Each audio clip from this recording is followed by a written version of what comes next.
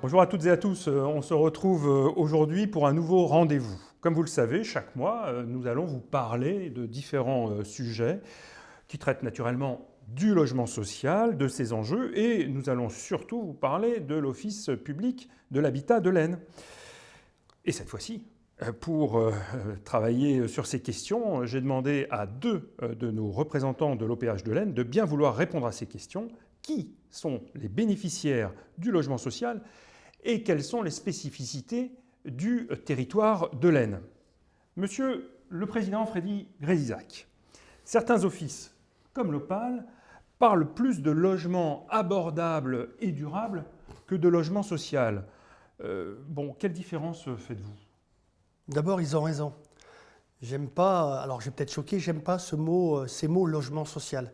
Je préférerais que l'on parle de logement abordable, de logement pour tous, tout simplement parce que quand plus de 70% de la population française peut se loger dans le logement social, c'est plutôt du logement universel.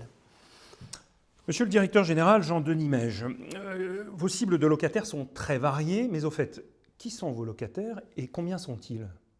Alors nous avons 26 000 locataires pour 13 500 logements. Et nous avons en même temps 50% de nos locataires qui sont des personnes seules. On a 70% des demandeurs qui sont des personnes seules. Et nous avons des locataires dans l'Aisne qui sont particulièrement pauvres, puisque la moitié de nos locataires ont moins de 1 000 € de ressources mensuelles disponibles. Monsieur Frédéric Grézizac, quelles sont finalement les spécificités de ce territoire de l'Aisne? Mais vous savez, la première spécificité, c'est un département rural, avec ses 800 communes, ses 535 000 habitants. Et je dirais qu'il y a deux autres spécificités qui sont la pauvreté et la précarité dans ce département, avec de plus un département qui est coupé en deux, entre un nord, un sud, sud qui est plus attractif et un nord qui est plus en difficulté. Mesdames et messieurs, c'est maintenant une règle de vie quand on veut partager des connaissances et des pratiques sur le logement social, et avec un point particulier sur l'Opale. On rejoint cet espace d'échange qui vous est dédié via les médias sociaux.